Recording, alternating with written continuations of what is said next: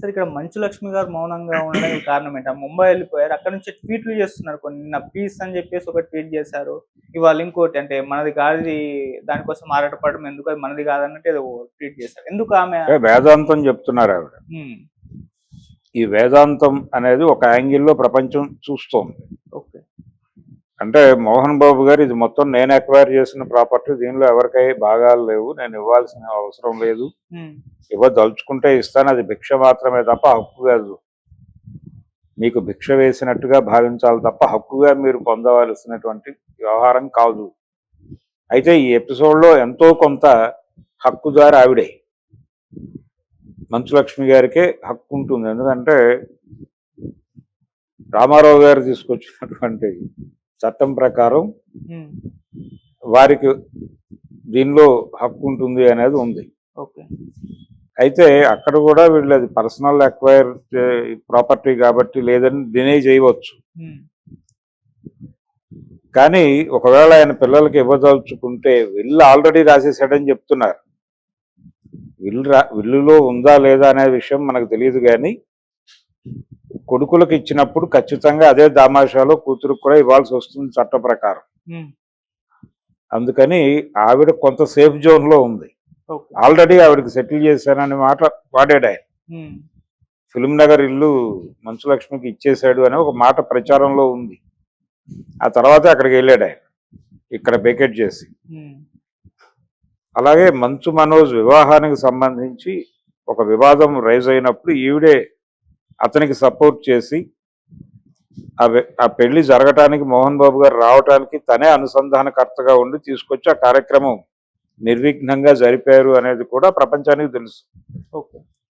అయితే ఆవిడ పర్సనల్ ఇంట్రెస్ట్తో ఇంకేమైనా వచ్చే ఉంటే రావేమో, ఈ గొడవలోకి ఎంటర్ అయితే సీరియస్గా అని వేదాంతం చెప్తున్నారు అని మాట్లాడుతున్నారు. కానీ ఆవిడ ఇంకో కోణంలో మంచు మనోజ్కి సందేశం ఇస్తూ కూడా పెట్టుండొచ్చు అది.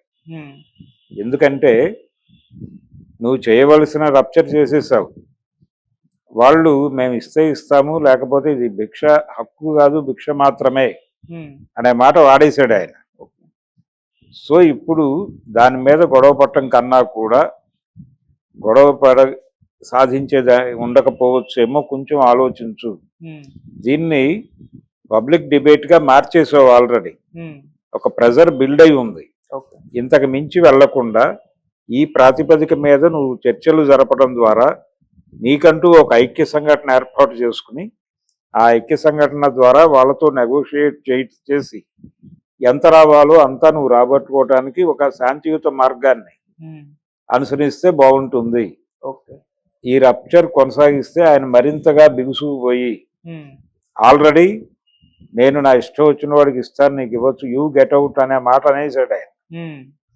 అక్కడ దాకా వెళ్ళొద్దు అని తమ్ముడిని ఒక కూల్ చేసి, అంటే ఎక్కడ పెరగాలో కాదు ఎక్కడ తగ్గాలో కూడా తెలియాలి అని ఒక సినిమా డైలాగ్ ఉన్నట్టు ప్రజెంట్ సిచ్యువేషన్ లో నువ్వు ఎలా వ్యవహరించాలో అలా వ్యవహరించు అని గైడ్ చేస్తూ ఆ ట్వీట్లు పెడుతున్నారా అనే యాంగిల్లో కూడా చూడొచ్చు దాన్ని. ఆవిడ ఈ గొడవ నుంచి తను సీరియస్ గా ఇన్వాల్వ్ కావాలని అనుకోవడం లేదు, ఇది ఫ్యాక్ట్. తద్వారా వచ్చేటువంటి ప్రయోజనం ఉండకపోవచ్చు అనేది కూడా ఆవిడ ఆలోచన. ఇలా కాకుండా ఆల్రెడీ జరగాల్సినది ఏదో జరిగిపోయింది, ప్రపంచం అంటే పబ్లిక్ డొమైన్ కి మనం విషయాన్ని కమ్యూనికేట్ చేసేసాం, అక్కడ చర్చలు జరుగుతున్నాయి. మోహన్ బాబు గారి గొడవ ఏంటి, తన ఫ్యామిలీ గురించి బయట ప్రతి సందర్భంలోనూ మమ్మల్ని టార్గెట్ చేస్తున్నారు అనే ఒక గొడవ ఉంది ఆయనకి, ఓ పెయిన్. అది అప్పటి నుంచి ఉంది, ఏది చిత్రభూమిలో వచ్చినటువంటి కథనం దగ్గర నుంచి ఆ పెయిన్ ఉంది ఆయన.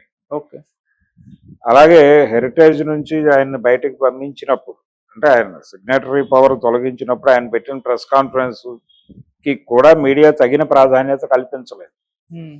ఆ రోజున మీడియా కంట్రోల్డ్ బై చంద్రబాబు కాబట్టి నా వార్త ప్రముఖంగా రాలేదనే గొడవ ఉంది ఆయనకి.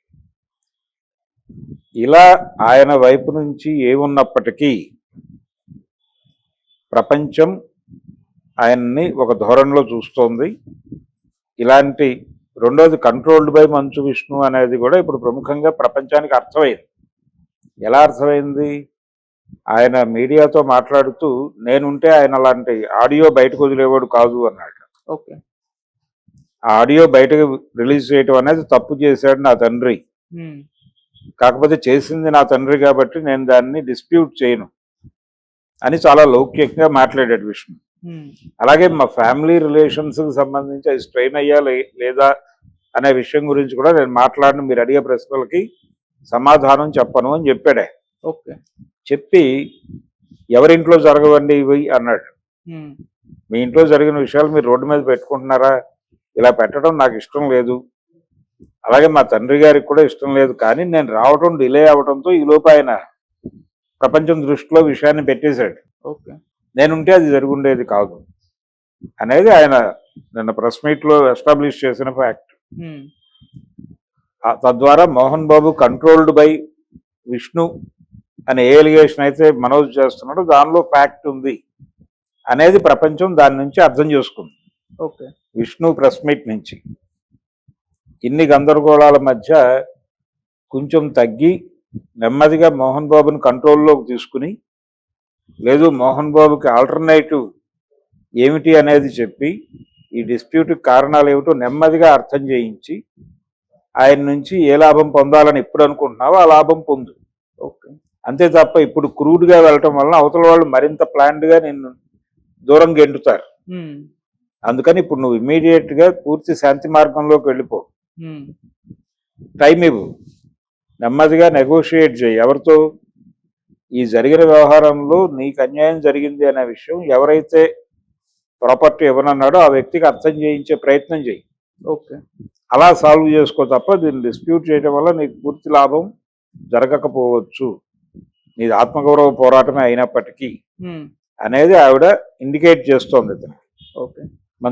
మనోజ్కి. ఉమ్, తద్వారా ఆవిడ కూడా ఎస్టాబ్లిష్ చేయదలుచుకున్న ఫ్యాక్ట్ ఏంటంటే our father is not our control, um, ఆయన్ని టోటల్గా మంచు విష్ణు గారు కబ్జా చేశాడు ఓకే. అనే విషయాన్ని ఆవిడ కూడా ఎస్టాబ్లిష్ చేస్తుంది.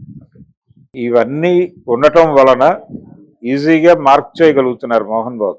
ఉమ్, ఇది ప్రాబ్లం. ఇప్పుడు పిల్లలకి సంబంధించి ఆయన తనదైన క్రమశిక్షణ అనే మాట ఎక్కువ వాడతాడే. అవును. ఈ క్రమశిక్షణ అనేది వాడటం, అలాగే అవతల వాళ్ళ మీద చేయి చేసుకోవటానికి సంబంధించి కూడా ఆయన ఆ వీడియోలో చెప్పాడు. సినిమాలకు సంబంధించి షూటింగ్లప్పుడు నేను చేయి చేసుకున్నాననే వార్తలు ఉన్నాయి ఉమ్, ప్రపంచంలో. కానీ వాళ్ళు సహకరించకపోవడం వలన, డబ్బులు తీసుకుని కూడా సహకరించకపోవడం, ఒక హీరోయిన్ మీద చేయి చేసుకున్నాడు అనే మాట కూడా ఉంది. సాక్షి శివానంద్ ఎవరో అంటే ఆయనతో కలెక్టర్ గారి సినిమాలో నటించిన అమ్మాయి, ఈయన ఏదో సందర్భంలో చేయి చేసుకున్నాడనే ఒక బయటకి అధికారికంగా రాలేదు కానీ ఒక ప్రచారం ఉంది. ఉమ్, ఇలా చిత్తూరు జిల్లా కలెక్టరేట్ మీద దాడితో మొదలు పెడితే చాలా విషయాలు పేపర్కి ఎక్కేసిన వార్తలే ఉన్నాయి ఆయన మీద, ఆయన ట్రాక్ రికార్డుకు సంబంధించి. అందుకని ఇదే ధోరణి, ఇదే బుల్డోజ్ చేసే ధోరణి ఆయన కుటుంబ సంబంధాల్లో కూడా ప్రవేశపెట్టి ఉంటే దాని విష పరిణామమే ఇది. దీనికి అంటే ఆయన మధ్య వాళ్ళ అబ్బాయితో చేసినటువంటి ఒక సినిమా ఉంది, మంచు విష్ణు నటించిన సినిమాలో బ్రాహ్మణ సామాజిక వర్గం మీద కొన్ని సెటైర్ మాత్రమే కామెడీ కోసం చేసినటువంటి కొన్ని సన్నివేశాలు ఆ సమూహాన్ని ఇబ్బంది పెట్టి వాళ్ళు వాటిని తొలగించమని అడిగారు. ఆ నిర్మాత దర్శకులు అంగీకరించలేదు. దాని మీద వాళ్ళు గాయపడి మోహన్ బాబు ఇంటి ముందు ధర్నా చేసినప్పుడు వాళ్ళ మనుషుల్ని, అంటే ఇదే ప్రైవేట్ ఆర్మీ ఆ రోజున కూడా, వాళ్ళు అటాక్ చేసినప్పుడు వీళ్ళు బయటికి వెళ్ళి ప్రెస్ మీట్ పెట్టి తిట్టారు. ఆయన జొన్నవిత్తులు లాంటి వాళ్ళు ఆ సందర్భాన్ని ఉటంకిస్తూ వాళ్ళ శాపమే ఇప్పుడు తగిలి ఇలా కొట్టుకుంటోంది అని కూడా వ్యాఖ్యానాలు చేస్తారు. అయిపోయింది స్టోరీ.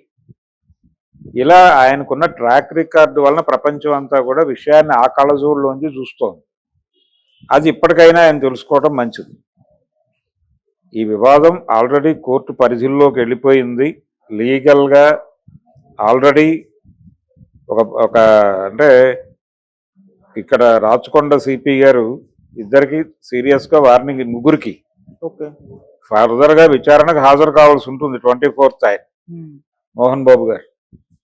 ఒకవేళ ఆరోగ్యం బాగోకపోతే మళ్ళీ